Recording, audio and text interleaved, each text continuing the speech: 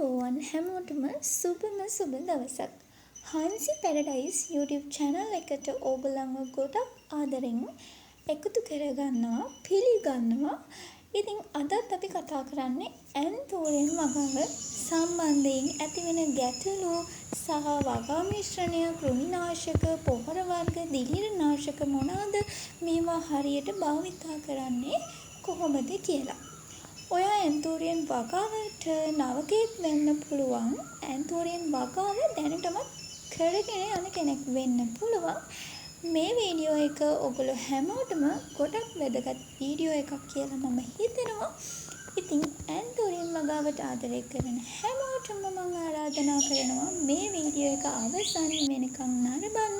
ඔයගලන්ට ඇතිවෙන ප්‍රශ්න ගැටලු කමෙන්ට් එකක් මගින් මට කියන්න පුළුවන්. ඒ වගේම මගේ WhatsApp දුරකථනය ඔස්සේ මාව සම්බන්ධ කරගන්න ඔයගලන්ට අවස්ථාව තියෙනවා. එහෙනම් අපි මුලින්ම කතා කරමු ඇන්තෝරියම් වගාව සම්බන්ධයෙන් වෙන් කරලා තියෙන පොහොර වර්ග මොනවාද කියලා. ඉතින් සාමාන්‍යයෙන් අපි අඟල් 5-6 අඟල් 3-4-5-6 වගේ ප්‍රමාණයේ කුඩා පැල සඳහා භාවිතා කරන්නේ ඔස්මොකෝට් N+ කැට පොහොරයක. මේ ඡායාරූපයේ සඳහන් වෙන්නේ ඒ කැට පොහොර එක. ඉතින් මේ කැට පොහොරයකින් මම කිව්ව ප්‍රමාණයේ පැලවලට කැට 20ක් විතර ප්‍රමාණවත් වෙනවා. ඕගොල්ලෝ මේ පැලවලට පොහොර භාවිතා කරනකොට පැලේ වටේට විසිරීලා යනසේ පොහොර එකතු කරලා ඒ පොහොර මතු පිටට පේන්නේ නැති වෙන්න වගා මිශ්‍රණ කොටසකින් මේ කැට පොහොර ආවරණය කරන්න ඕනේ. ඊට පස්සේ ඊළඟ පොහොර එක තමයි මල් ආසන්න සහ මල් ආරම්භක අවධියේ පැලවලට අපි භාවිතා කරන්නේ 14 ඔස්මොකෝට් බැලන්ස් පොහොර එක.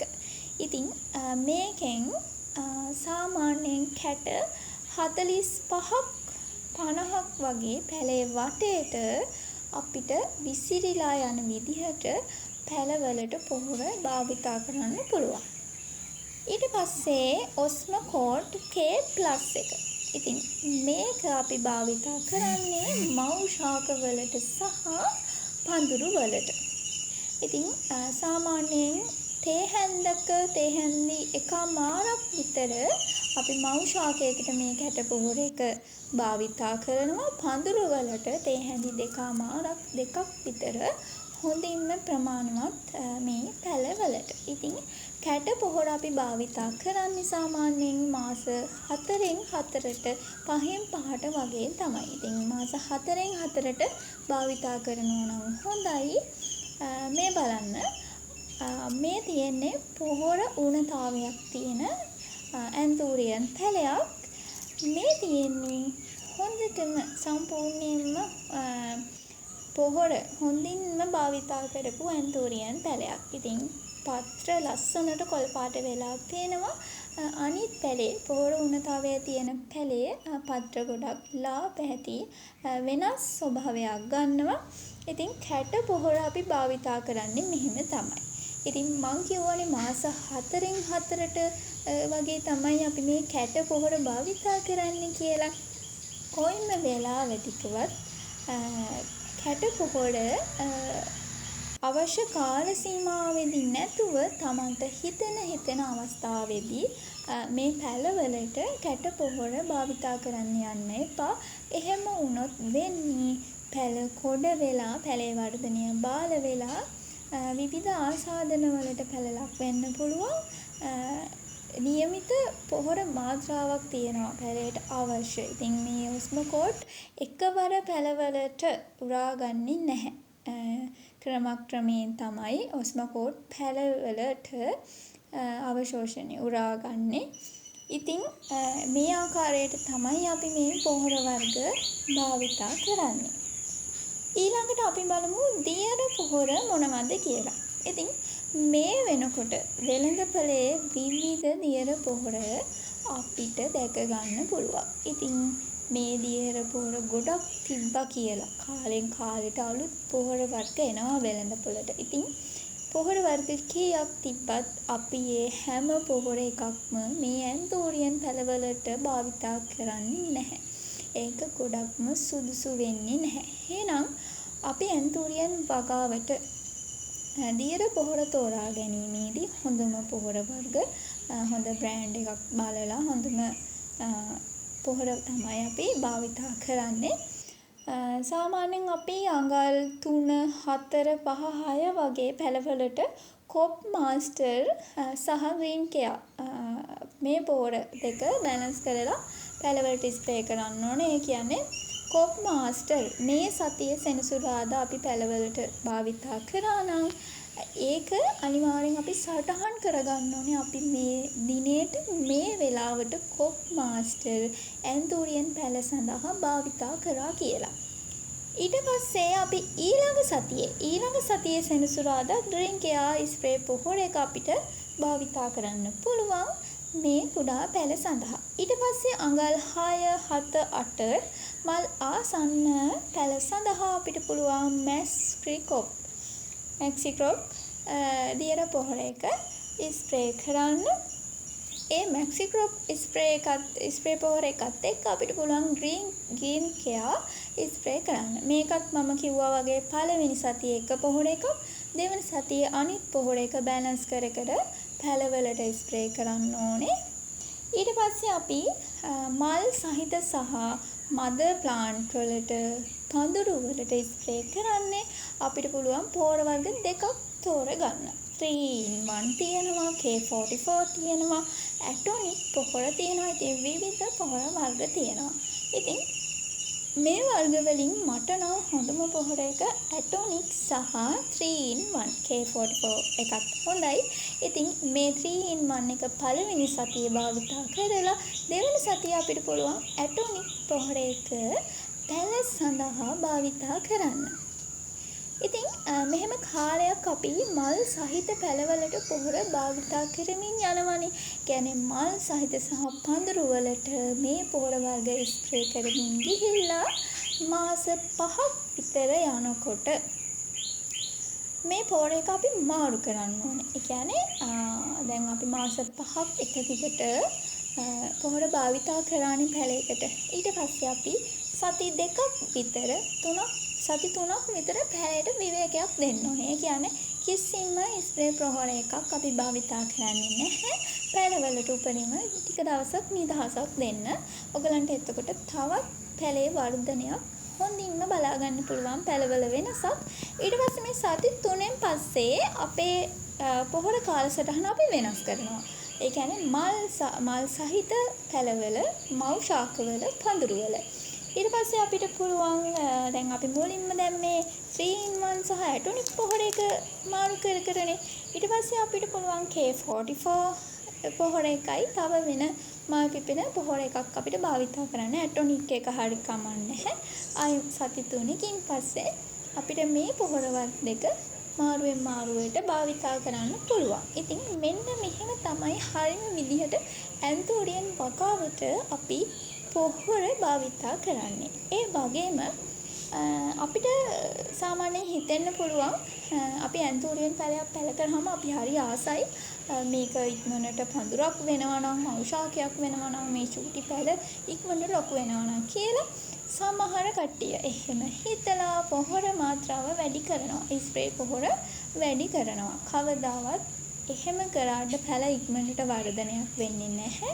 පොහොර වැඩිවීමක් වෙලා පැළ අසාර්ථක වෙන්න පුළුවන්. හැම පැළයකටම පොහොර උරා ගැනීමේ ප්‍රතිශතයක් තියෙනවා, ප්‍රමාණයක් තියෙනවා. ඉතින් ඒ අපි කොච්චර පොහොර වැඩිපුර යෙදුවත් ඒ අවශ්‍ය පොහොර වර්ග ටික විතරයි පැළේ ලබා ගන්න. ඒ නිසා පැළවලට කොයිම මොහොතකදීවත් වැඩිපුර පොහොර භාවිතා කරන්න යන්න එපා. අනිවාර්යයෙන්ම පොහොර කාලසටහනක් තියාගන්න.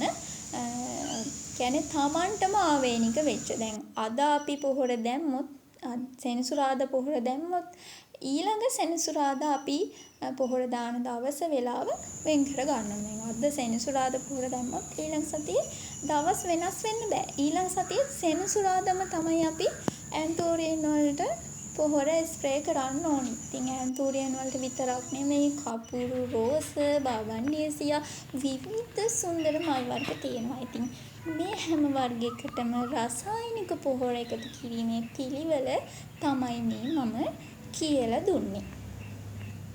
ඊළඟට අපි කතා කරමු ඇන්තෝරියන් වගාවට විවිධ ලෙඩ රෝග සහ කෘමි හානි, දිලීර හානි වලට අපේ ඇන්තෝරියන් පැල ලක් වෙන අවස්ථාවල් තියෙනවා. ඉතින් අපි කොහොමද මේවායින් බේරෙන්නේ? ඒ කියන්නේ අපේ පැල මේ වගේම බේරගන්නේ.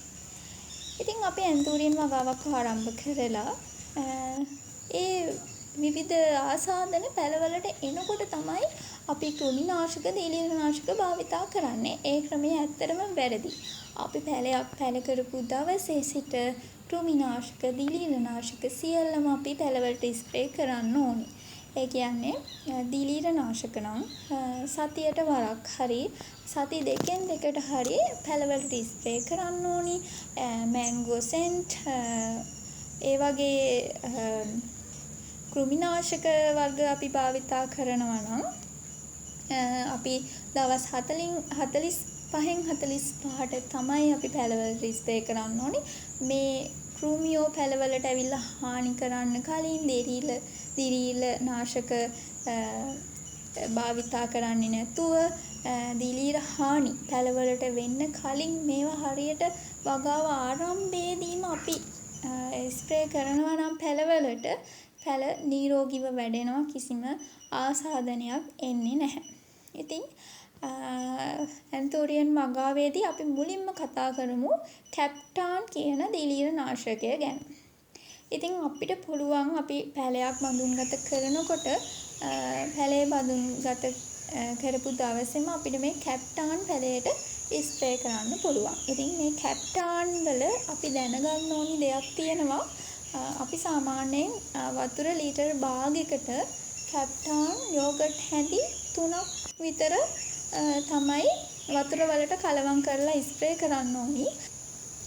අපි මේ කැප්ටාන් භාවිතා කරනකොට ඒවා ජලයත් සමග එකතු කරනකොට හරි මාත්‍රාවට පමණක් එකතු කරගන්න. කැප්ටාන් වැඩි කරන්න එපා.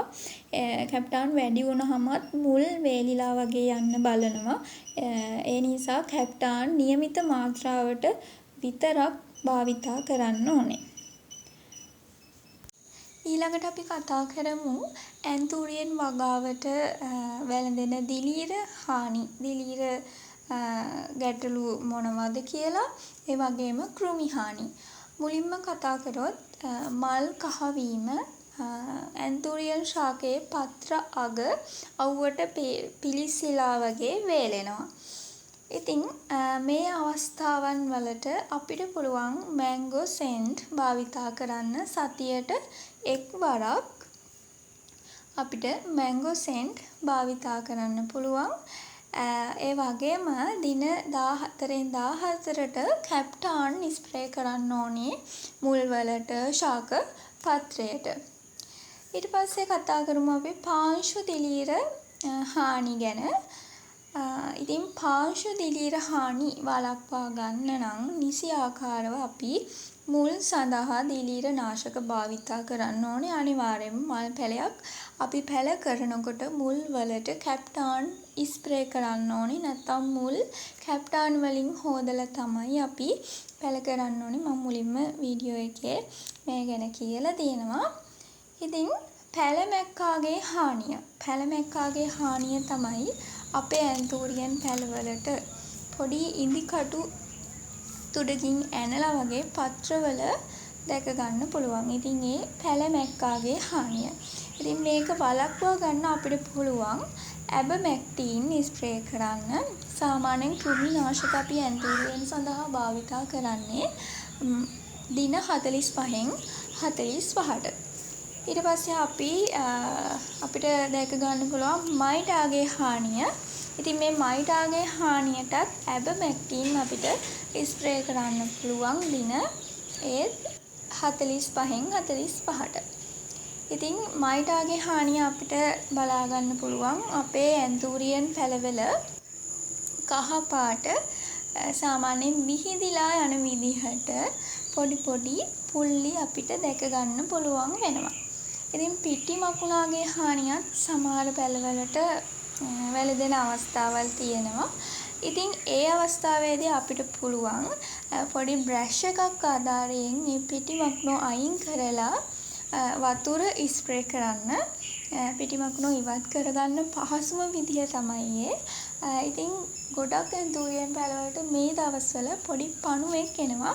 ඉතින් එයා අපේ ඇන්තූරියන් පැලේට හානි කරන්නේ ඇන්තූරියන් පැලේ කඳ කොටසට. මෙයා ආවට පස්සේ මෙයා කඳ කොටසට හානි කරන නිසා අපිට සමහර වෙලාවට පේන්නේ නෑ මේ පණුවව. ඉතින් ඒ අවස්ථාව වළක්වා ගන්න අපිට පුළුවන් කඳ කොටසට කොහොඹ තෙල් ස්ප්‍රේ කරන්න. මේ කොහොඹ තෙල් ස්ප්‍රේ කරනකොට ස්ප්‍රේ එකක් ආධාරයෙන් පින්න වගේ පැලේට කඳ කොටසට වදින්න තමයි අපි ස්ප්‍රේ කරන්න ඕනේ කොහොඹ තෙල්. ඉතින් මං හිතනවා කෘමි හානි පිළිබඳව ඔයගලන්ට යම්කිසි දැනුමක් එන්න ඇති කියලා. ඊළඟට අපේ විවිධ සමහර ඇන්තූරියන් පැල තියෙනවා.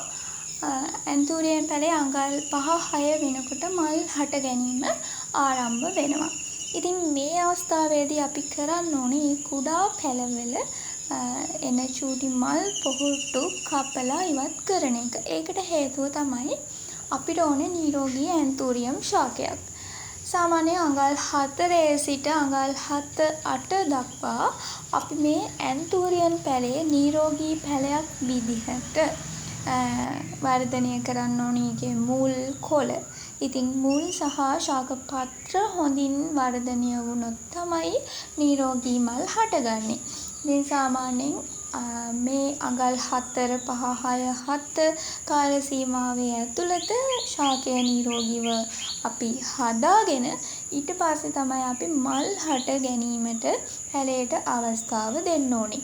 අර පොඩි කාලෙම මල් ආවහම ශාකයේ මුල් සහ ශාක පත්‍ර වර්ධනය අඩු වෙනවා. මොකද මල් පිපෙන්න පැලේට පොහොර උරා ගැනීමේ පොහොර අවශෝෂණය කර ගැනීමේ හැකියාව වැඩි. ඒකේ මල් පිපෙන්න යම්කිසි කාල සීමාවක් යනවා. ඉතින් ඒ චූටි මල් කොටස කපලා ඉවත් කරාම අපේ ඇන්තූරියන් පැලේට නිදහසේ ශාක පත්‍ර මුල් හැදෙන්න කාලයක් තියෙනවා. ඒ නිවැරදි කාල සීමාවේදී මුල් සහ ශාක පත්‍ර අපි නිවැරදිව හදා ගන්නවා කියන්නේ අඟල් 8-9 වෙනකොට අපිට නිරෝගී ඇන්තූරියන් මල් ලබා ගන්න පුළුවන්. නිරෝගී ඇන්තූරියන් ශාකයක් බවට ඒක අපිට පත් කරගන්න පුළුවන්. ඊළඟට අපි කතා කරමු ඇන්තූරියන් වගාවට හිරු එළිය කොහොමද ලැබෙන්න ඕනි කියලා. ඉතින් ඇන්තූරියන් වගාවට 120ක්, ඒ කියන්නේ 120ක් හිරු එළිය ලැබෙන්න ඕනේ. එතකොට අපේ ඇන්තූරියන් වගාව අපි ගස් හෙවන එක කරනවා නම් ඕගලන්ට නෙට් හවුස් එකක් තාම නැත්තම් නෙට් හවුස් එකක් තියෙන්න ඕනිම නැහැ ඇන්තූරියන් වගාව කරගෙන යන්න. ගස් හෙවන එක අපිට පුළුවන් වගාව ආරම්භ කරන්න. ඒ ගස් හෙවනක් තෝරා ගන්නකොට අනිවාර්යෙන් උදෑසන හිරු එළිය ඇන්තූරියන් සඳහා පතිත වෙන්න ඕනේ. කියන්නේ උදේ කාලේ සාමාන්‍යයෙන් උදේ 8:30 9 විතර වෙනකන් අපේ ඇන්තූරියන් පැලවලට අපි හිරු එළිය ලබා දෙන්න ඕනේ. ගොඩක්ම හෙවන, ඒ කියන්නේ කිසිම ආලෝකයක් නැති. ආලෝකයක් නැති කියන්නේ හිරු එළිය ලැබෙන්න ඕනේ කියලා නෙවෙයි. ඒක එල්ලේ හිරු එළිය නෙවෙයි. අපි හොඳට එළිය තියෙන නිතරම හවස කාලය වෙනකම්ම හොඳට හිරු එළිය තියෙන වෙලාවට ආලෝකය රැඳිලා තියෙන තැනක තමයි අපි ඇන්තූරියන් වගාව ආරම්භ කරන්න ඕනේ. හවසට ඉර බැහැගෙන යනකොට වැටෙන ඉර එළිය ඇන්තූරියන් වගාවට පතිත වෙන්න හොඳ නැහැ. ඒ හවස හිරු එළිය ඇන්තූරියන් වලට වැටුනොත් ඇන්තූරියන් පත්‍ර ලා කහ පැහැයක් වෙනවා. පත්‍ර පිච්චිලා යනවා. පැලේ සාර්ථකව නිරෝගීව අපිට වර්ධනය කරගන්න හදාගන්න බැරි වෙනවා. ඉතින් උදේ හිරු එළිය පැලේට ලැබෙන්න සලස්වන්න. උදේ ලා හිරු කිරණ ඒ වගේම පැල තියෙන තැන හොඳට එළිය තියෙන ආලෝකය සහිත තැනක් වෙන්න ඕනි. ඉතින් අපි මේ පැල කරගන්නකොට පොල් එළිවල කහට ඉවත් කරලා වැලි හොඳටම පිරිසිදු වෙන්න ඕනේ. අපේ වගා මිශ්‍රණය පිරිසිදු වෙන තරමට අපිට නිරෝගී ඇන්තූරියම් ශාකයක් වර්ධනය කරගන්න පුළුවන්. ඊළඟට අපි කතා කරමු පොල් එළි වගා මිශ්‍රණය ගැන. ඉතින් අපි ඇන්තූරියම් පැලවලට පොල් එළි භාවිතා කරන්න කලින් මේ පොල් එළි වල කහට ඉවත් කරන්න ඕනේ. කහට ඉවත් කරන්නේ මෙහෙමයි. මුලින්ම පැය 24ක් පොල් එළි වතුර භාජනයක දාලා තියෙනවා. ඊට පස්සේ ඒ ජලය කොටස ඉවත් කරලා නැවත අලුත්, ඒ කියන්නේ පැය 24කින් පස්සේ නැවත අලුත් ජලය එකතු කරලා ඒ ටිකත් අපි පැය 24ක් තියෙනවා. ඒ දෙවෙනි අදියරය. ඊට පස්සේ ආයි ඒ වතුර ටිකත් අපි අයින් කරලා ආයි තුන්වෙනි අදියරයට අපි වතුර දාලා ඒකත් පැය 24ක් තියලා අපි ඒ ජලයත් ඒ වතුර ටිකත් අයින් කරලා පොල් එළි හොඳට හොදන්න ඕනේ කහට ඉවත් වෙලා යනකම්ම. ඊට පස්සේ හොඳට වේලලා අරගෙන අපිට පුළුවන් ඇන්තූරියම් පැලවලට එකතු කරගන්න. ඉතින් වැස්ස වැඩි කාලෙදී නම් අපිට මේ පොල් එළි වේල ගන්න අමාරුයි. ඒකට අපිට කරන්න තියෙන්නේ දැලක් උඩ හරි net එකක් උඩ හරි අපිට පුළුවන් මේ පොල් එළි කැබලි ටික අතුරන්න. ඉතින් එහෙම වුණාම ඇන්තූරියම් පැලේට අපිට වැස්ස කාලේදී පොල් එළි එකතු කරගන්න පුළුවන්. ඒ වගේම තමයි වැලි අපි භාවිතා කරනකොට වැලි වල මඩ හොඳටම ඉවත් වෙන්න ඕනි. කොන්ඩිස් වලින් හරි වැලි හොදලා වේලලා අරගන්න ඕනේ. ඊට පස්සේ අපි මේ පොල් එළි සහ වැලි හොඳට කලවම් කරලා ඇන්තූරියම් පැල සඳහා එකතු කරගන්න පුළුවන්. දැන් අපි කතා කරමු ඇන්තූරියම් වගාවේදී භාවිතා කරන කාබනික පොහොර වර්ග මොනවද කියලා. ඉතින් අපිට ඇන්තූරියම් වගාව සාර්ථක කරගන්න පුළුවන් පොහොර වර්ගයක් තමයි වැටි මාර කොළ. සමහර පළාත්වල ගිනිසේරියා කියනවා, ලාඩප්පා කියනවා. ඉතින් විවිධ නම් වලින් පළාත් අනුව මේ ශාකය හඳුන්වනවා. ඉතින් මේ ශාකයේ කොළ අරගෙන ඒවා වේලලා අපිට පුළුවන් ඒවා කුඩු කරලා කාබනික පොහොර එකක් හදාගන්න. ඉතින් මේ පොහොර එකත් හදන විදිහක් තියෙනවා. අපි ඒ කොළ අරගෙන අවුවේ වේලන්න ඕනේ. දුඹුරු පාට වෙනකම්ම කොළ වේලගන්නේ නැහැ. සාමාන්‍යයෙන් අපේ අතට කරකරස් ගාලා කුඩු වෙන විදිහට ඒ ප්‍රමාණයට පත්‍රය වේලුණාම අපි ඒක හිරු එළියෙන් ඉවත් කරගන්න ඕනේ. ඒ කියන්නේ ගොඩක්ම දුඹුරු පාට වෙනකන් තියන්නේ නැහැ. ශාකයේ පත්‍ර ටික සාමාන්‍යයෙන් ලා කොළ පාටක් වගේ වෙනවා. ඒ වෙලාවට පොඩ්ඩක් අතින් පොඩි කරලා බලන්න කුඩු කරන්න පුළුවන් ස්වභාවයකට ඒ වැටි මාළ කොළ පත් වෙලා තියෙනවා. එතකොට කරන්න තියෙන්නේ කුඩාම කැබලි වලට ගොඩක්ම කුඩු වෙන්න ඕනි කොළ ටික. ඒ ටික හොඳට කුඩු කරලා අපිට පුළුවන් මේ පැලවලට භාවිතා කරන්න. සාමාන්‍යයෙන් විශාල කොළ අපි කුඩු කරගන්නේ නැහැ. විශාල කැබලි වෙන් කරගන්නේ නැහැ. ගොඩක්ම මේ කොළ වර්ගය ඇන්තූරියම් පැලවලට දානවා නම් කුඩු එකක් වගේ වෙන්න ඕනේ. නැත්තම් ඒවා අපි පැලවලට දැම්මහම විවිධ ප්‍රශ්න ඇති වෙන්න පුළුවන්.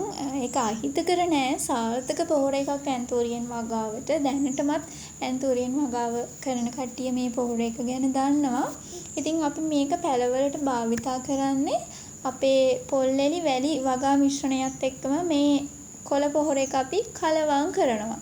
කලවම් කරලා තමයි අපි පැල හිටවන්නේ. ඉතින් තව දෙයක් කියන්න ඕනේ. දැන් අපි ඔස්මෝකෝඩ් ගැන මුලින්ම කතා කරානේ. එතකොට ඔස්මෝකෝඩ් කැට පොහොර එක අපි පැල සිටවපු ගමන්ම පැලවලට භාවිතා කරන්නේ නැහැ. පැල හිටවලා දවස් 5කින් 6කින් වගේ තමයි මේ ඔස්මෝකෝඩ් අපි පැල සඳහා එකතු කරගන්නේ. ඒ වගේම තමයි ස්ප්‍රේ පොහොර. ස්ප්‍රේ පොහොර වර්ග වැස්ස කාලේදී අපි පැලවලට එකතු කරන්නේ නැහැ. වැස්ස කාලයේදී ඒ කියන්නේ එක දිගටම වර්ෂාව පවතින කාලවලදී අපි කැප්ටාන් මැංගෝසෙන්ට් අපි පැලවලට භාවිතා කරනවා. ඒ කියන්නේ වැස්ස කාලෙදී විවිධ දිලීර නාශක පැලවලට වැළඳෙන්න තියෙන ප්‍රතිශතය වැඩි නිසා පාංශු දිලීර හානි දියමලන් කෑම වගේ ඒවා ආරක්ෂා කරගන්න අපි කැප්ටාන් භාවිතා කරන්න ඕනේ. සතියෙන් සතියට වගේ මුල් හොඳට තෙමිලා යන විදිහට කැප්ටාන් ස්ප්‍රේ කරන්න. කැප්ටාන් යෝගට් හැන්දකින් 4ක් වගේ වතුර ලීටර් භාගයකට සුදුසුයි. මේ ප්‍රමාණය දාලා තමයි අපි පැලවලට ස්ප්‍රේ කරන්නේ. කැප්ටාන් මාත්‍රාව වැඩි කරගන්න එපා. පැල වේලෙන්න බලනවා. පැල අසාර්ථක වෙන්න බලනවා. ඊට පස්සේ අපි කතා කරමු පැල තවාණකින් අපි අරන් එන පැලයක් අපි කොහොමද පැල කරන්නේ ඉක්මනට හදාගන්නේ කියලා. එතකොට මේ පැලයටත් විශේෂත්වයක් නැහැ. අර පොහොර රටාවම තමයි යන්නේ. ඉතින් අපි මේ පැල තවාණෙන් ගේනකොට පැලයක් අපි පැල තවාණෙන් අහන්න ඕනේ. ඒ කියන්නේ මේකට දාලා තියෙන පොහොර මොනවාද? මේකට කැට පොහොර දාලාද තියෙන්නේ?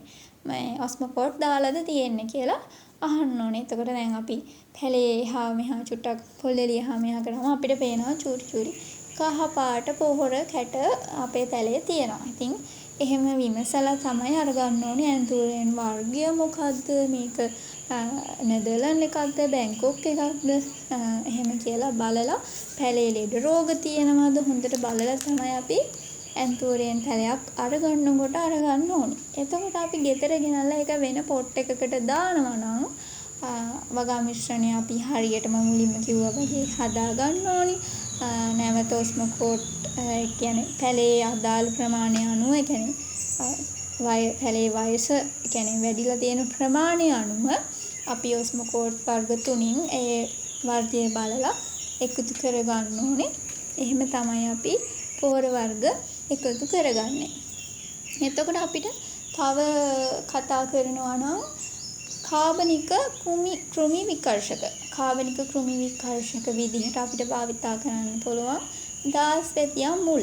දාස්පෙතියා පැලේ ගලවලා මුල් වෙන් කරලා ඒ මුල් හොඳට සෝදලා පිරිසුදු කරලා මුල් ටික දාස්පෙතියා මුල් ටික පැය 24ක් වතුරේක දාලා තියලා ඊට පස්සේ ඒ යූෂ ටික පැය 24කින් පස්සේ යෝගට් කප් එකකින් එකක ප්‍රමාණයට අරගෙන ජලය ලීටරේ එකකට මේ ටික කලවම් කරලා අපිට පුළුවන් කාබනික කෘමි විකර්ෂකයක් විදිහට සති දෙකෙන් දෙකට වගේ මේ කෘමි විකර්ෂකය පැල සඳහා ස්ප්‍රේ කරන්න. ඉතින් ඔයා වගාවට අලුත් කෙනෙක් නම් ඒ කියන්නේ කෘමි නාශක මේ වෙලාවේ ගන්න විදිහක් නැත්නම් මේ දාස්පෙතියා කෘමි විකර්ෂකය ඔයගලන්ට හදාගන්න පුළුවන් ගොඩක්ම පහසුවෙන්. ඊළඟට අපි කතා කරමු ඇන්තෝරියන් පැලයක සාමාන්‍යයෙන් මුල් ආසාදනය වෙනකොට අපිට අඳුර ගන්න පුළුවන් ශාකයේ මතු පිටින්. ඒ තමයි ඇන්තෝරියන් පැලයේ දින 2-3 ඇතුළත කොළ 2-3ක් එකවර කහ පැහැයක් ගන්නවා. එතකොට අනිවාර්යයෙන් මේක මුල් ආසාදනයක්. එතකොට පැලේ ගලවලා බලන්න ඕනි පැලේ මුල් ආසාදනයක් වෙලා තියෙනවද කියලා. ඉතින් එහෙම වෙලා නම් මුල් කුණු වෙලා කඳ කුණු වෙලා තියෙනවා නම් ඒ කොටස් ඔක්කොම කපලා ඉවත් කරලා කොණ්ඩිස් ද්‍රාවණයක විනාඩි 20ක් දාලා තියලා පිරිසුදු වගා මිශ්‍රණයක අපිට පුළුවන් මේක පැල කරගන්න. ඇන්තූරියන් වගාවට දැන් ගොඩක් කට්ටිය පිවිසෙමින් ඉන්නවා. ඉතින් කුඩා පැල වලින් ආරම්භ කරනවා, මව් ශාක වලින් අරගෙන ආරම්භ කරනවා. ඉතින් ඒ කට්ටියට තව දෙයක් කියන්න කැමතියි. අපි සාමාන්‍යයෙන් වගාවක් මුලින්ම ආරම්භ කරනකොට අපි ඒක කොටස් 3කට වෙන් කර ගන්න ඕනේ. හරිද? මදර් ප්ලාන්ට් දෙකක් ගත්තා කියමුකෝ. මදර් ප්ලාන්ට් දෙකක් අරගෙන මේ මදර් ප්ලාන්ට් එක කට් කරලා ඒකෙන් පැල ව්‍යාප්ත කරගන්න වෙන් කරන්න ඕනේ. ඊට පස්සේ අපි චූටි පැල, කුඩා පැල අරගෙන ඒවා මව් ශාක දක්වා පැලවෙන්න පැල කිහිපයක් වෙන් කරන්න ඕනේ. ඒ කියන්නේ පැල 10ක් 20ක් ඔයාගේ බජට් එකට හරියන්න ඔයාට එහෙම පුළුවන් පොඩියට බිස්නස් එකක් ආරම්භ කරන්න. ඊට පස්සේ අපිට පුළුවන් සාමාන්‍යයෙන් මල් ආසන්න පැල අරගෙන ඒවා මල් පිපුණාම අලෙවි කරන්න. එතනින් ඔයාලට පුළුවන් සාමාන්‍යයෙන් අර අපි කට් කරපු මදර් ප්ලාන්ට් වල පැල එනකන් අපිට පුළුවන් මල් ආසන්න පැල අරගෙන මල් ආවට පස්සේ ඒවා සාධාරණ මිලකට අලෙවි කරන්න. ඉතින් පොහොර වර්ග ගැන, කෘමිනාශක ගැන, තිලිර නාශක ගැන අපි හරියට ඉගෙන ගන්න ඕනේ. සාර්ථකව ඇන්තූරියම් වගාවක් කරන්න නම් මම මුලින්ම කිව්වා වගේ අනිවාර්යයෙන්ම මේ පොහොර ඔයගොල්ලෝ භාවිතා කරන කාලසටහනක් තියාගන්න ඕනේ. ඊළඟට අපි කතා කරමු ඇන්තූරියම් සඳහා නිවැරදිව ජලය භාවිතා කරන්නේ කොහොමද කියලා. අපි ඇන්තූරියම් වලට ජලය භාවිතා කරනකොට අපේ පරිසරය ගැන ගොඩක් සැලකිලිමත් වෙන්න ඕනේ. වර්ෂාව අධික කාලවලදී අපි ඇන්තූරියම් පැලවලට හැමදාම වතුර භාවිතා කරන්නේ නැහැ.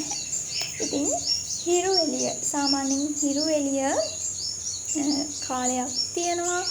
කාලයක් වර්ෂාව අධික වෙන අවස්ථාවල් තියෙනවා.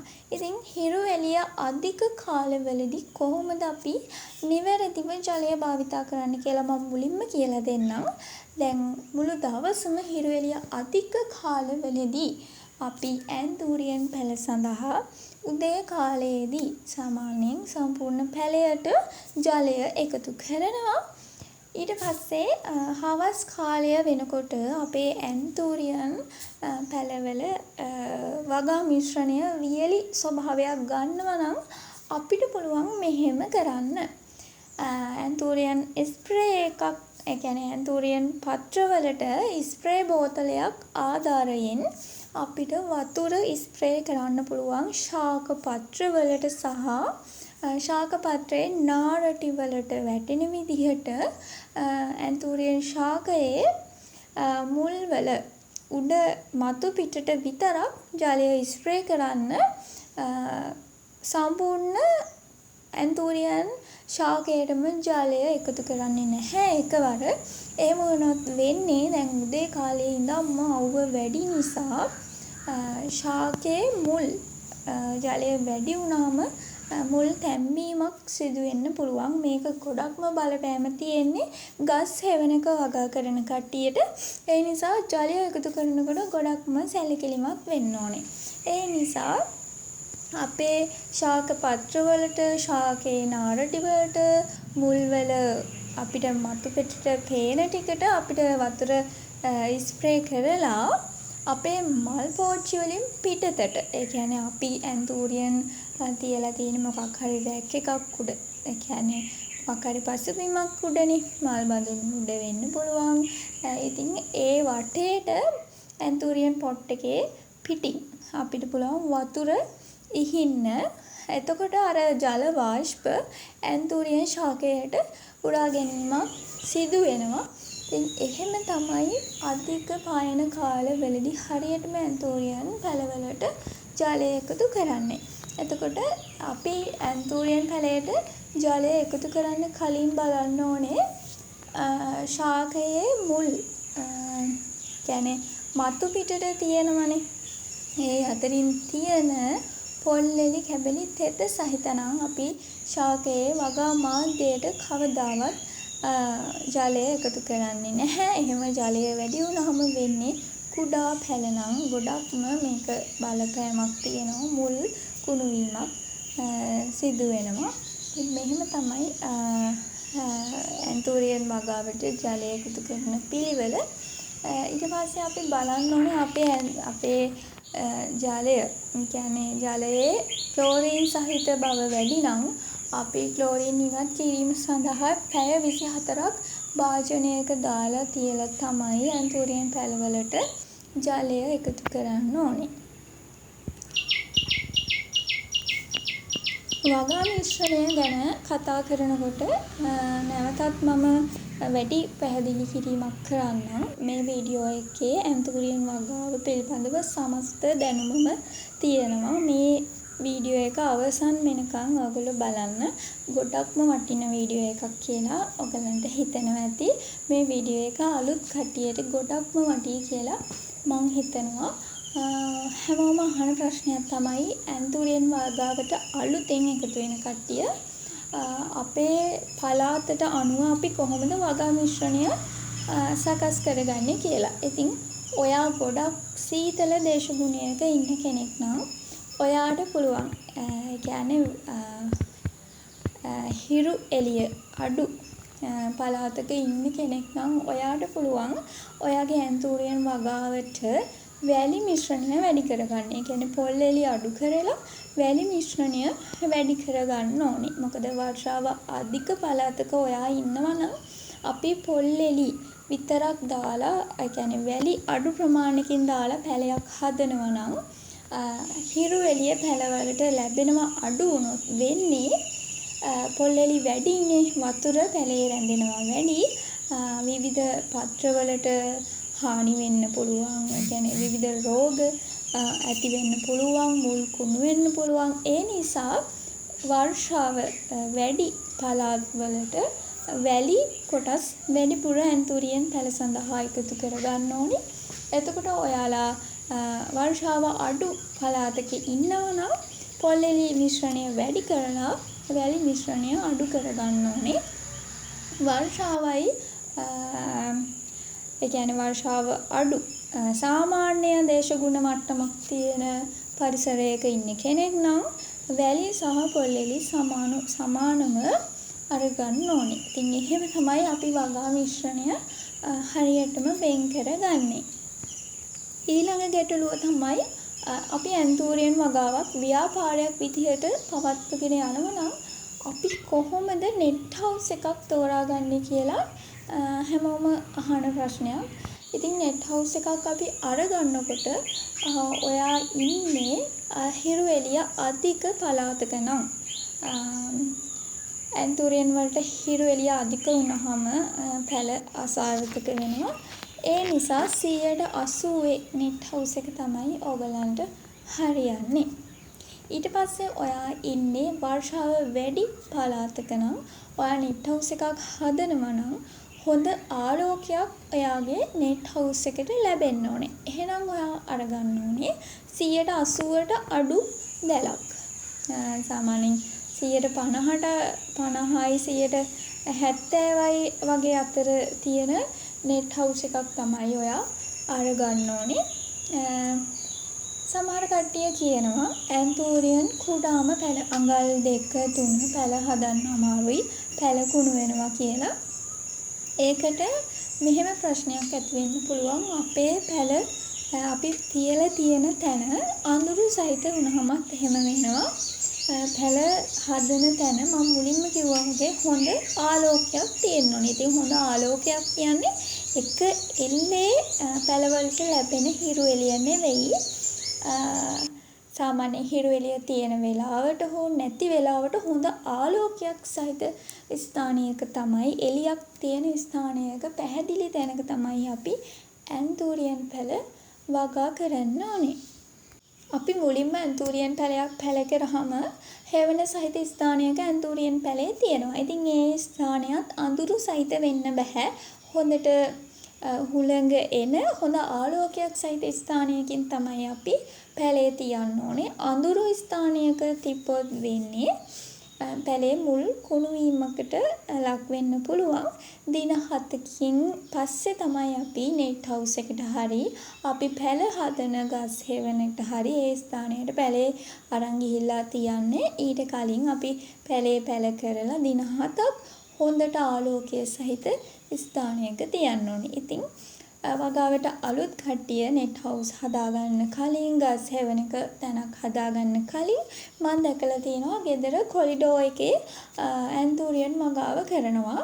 ඉතින් මේකත් තෝරගන්නකොට ඔයගොල්ලෝ හොඳට මතක තියාගන්න උදේට හිරු එළිය වැටෙන පැත්තක් තමයි ඔයගොල්ලෝ තෝරගන්න ඕනේ. හවසට හිරු එළිය වැටෙනවා නම් මේ පැලවලට කොරිඩෝ වල පැල වගා කරන්න එපා. තව දෙයක් තියෙනවා, හිරු එළිය අධික කාලවලදී මේ කොරිඩෝ එකේ පැල හදනකොට සාමාන්‍යයෙන් හිරු මේ හිරු කිරණ වැඩි නිසා පැල අසාර්ථක වෙන අවස්ථාවල් තියෙනවා. ඒ කියන්නේ කොරිඩෝ එකේ කොන්ක්‍රීට් එක හරි සිමෙන්ති පොළව හරි රත් වුනහම මේ පැලයට ප්‍රශ්න ඇති වෙන්න පුළුවන්.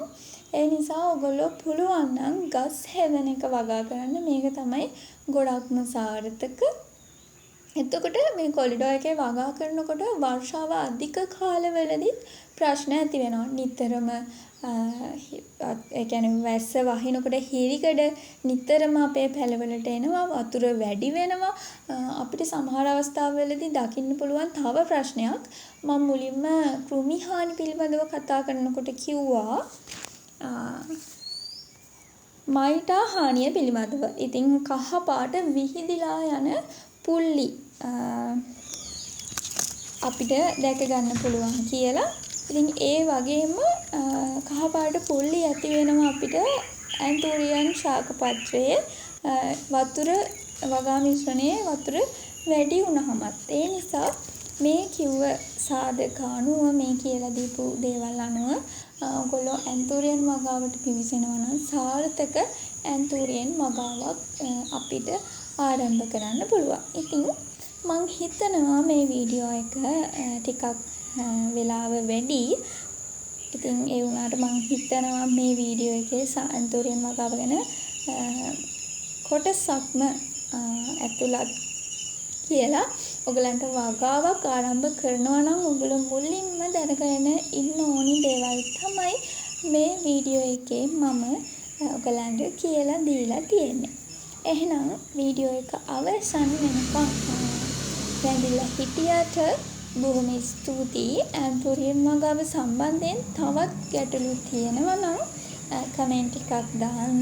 නැත්නම් මාව WhatsApp මගින් සම්බන්ධ කරගන්න පුළුවන් මේ දුරකථනයට 076 39 62 547 දුරකථන අංකය ඔස්සේ WhatsApp මාව සම්බන්ධ කරගන්න පුළුවන්. ඇන්තෝරියන් වගාව ගැන තවත් දැනුම ලබා ගන්න පුළුවන්. ඉතින් ඇන්තෝරියන් වගාව පිළිබඳව තවත් වටිනා දැනුමක් අරගෙන තවත් වීඩියෝ එකකින් හමු වෙන්නම්. හැමෝටම ගොඩක්ම ස්තුතියි. එහෙනම් අදට වීඩියෝ අවසන් කරනවා.